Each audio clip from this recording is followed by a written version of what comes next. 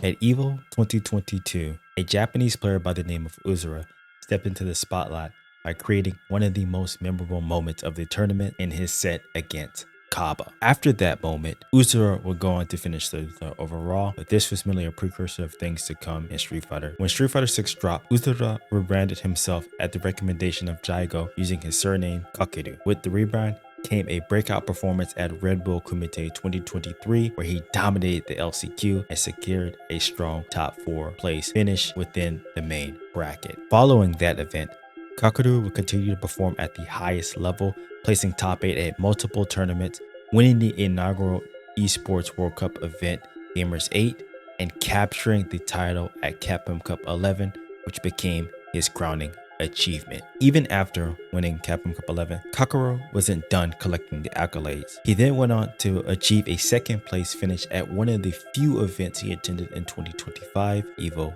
Vegas. Now, the reason Kakeru began attending fewer events in 2025 became much clearer during the Esports World Cup, where he had to withdraw due to health concern. He remained inactive afterwards, missing several weeks of SFL Japan before finally announcing his retirement from competitive play due to those same health issues. Kakeru's early retirement is unfortunate, but his impact on Street Fighter 6 will be felt forever. And to truly understand his influence and how special he was, we need to take a closer look at the tape.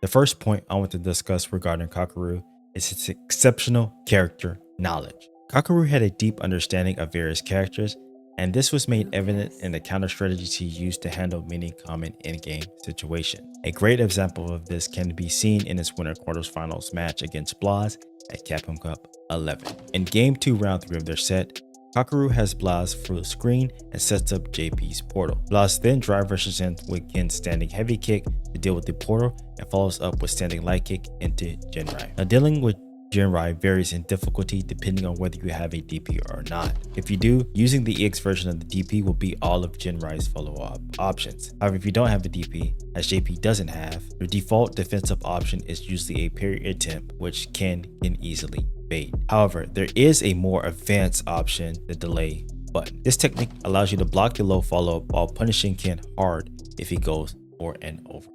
Returning to the match, rather than attempting a parry, Kakeru opts for the delay button tech, lands a punish counter, and converts it into a kill combo. It's sequenced like this that truly showcased just how well studied and knowledgeable Kakeru was when it came to this game. The second point I want to talk about is Kakeru's character optimization. When you typically think of JP, the name that immediately comes to mind is Kakeru, and for good reason. Kakeru managed to optimize the character in ways no other JP player did, both in terms of damage output and situational awareness. An excellent example of his JP prowess comes from his Capcom Cup 11 group stage match against Tokido. In Game 2, Round 2 of their set, Kakeru sets up the EX portal in neutral. Tokido tries to counter this by holding parry, but Kakeru punishes the attempt with a throw and immediately follows up with a crouching heavy punch into level 2 super. Now, if you're not familiar with JP's level 2,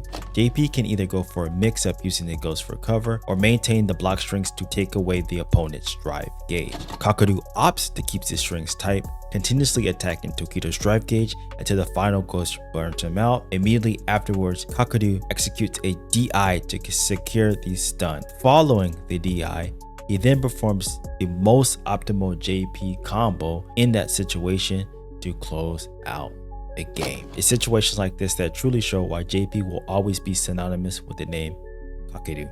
The final point I want to talk about is Kakeru's meta-defining perfect parries. This might be Kakeru's single greatest contribution to Street Fighter 6, the integration of perfect parries into the competitive meta. At Gamers 8, Kakeru showcased just how powerful perfect parries could be in his set against Angry Bird when he essentially went full Ultra Instinct. Throughout the set, Kakeru executed an incredible 32 perfect parries, which ultimately helped him secure his first major Street Fighter 6 championship victory. Following the event, Kakeru continued to refine and stabilize his gameplay around the perfect parry, earning him the nickname the Perfect Parry Prince. He used perfect parries in countless clutch situations to completely turn the matchups in his favor. One prime example of this comes from his match against Dual Kevin at Capcom Cup 11. In Game 3, Round 3 of their set, Dual Kevin scores a knockdown on Kakeru, then drive rushes in with Rashid's forward heavy kick attack only for Kakeru to perfect parry it. He immediately performs a side switch combo with JP, finishing the combo with standing heavy punch into Etched portal,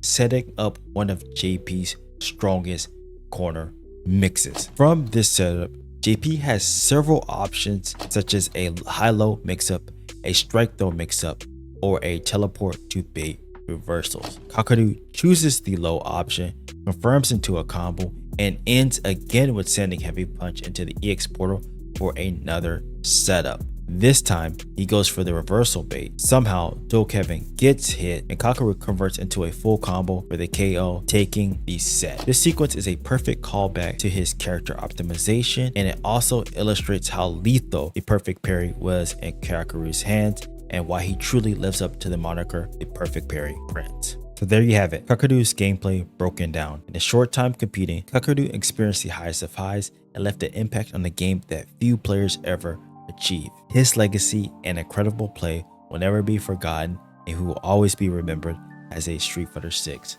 legend. If you enjoyed this breakdown, be sure to leave a like on the video and don't forget to subscribe to the channel. I got plenty more high-level breakdowns like this coming your way, and you don't want to miss out on them. So until then, I'll see you guys in the next video.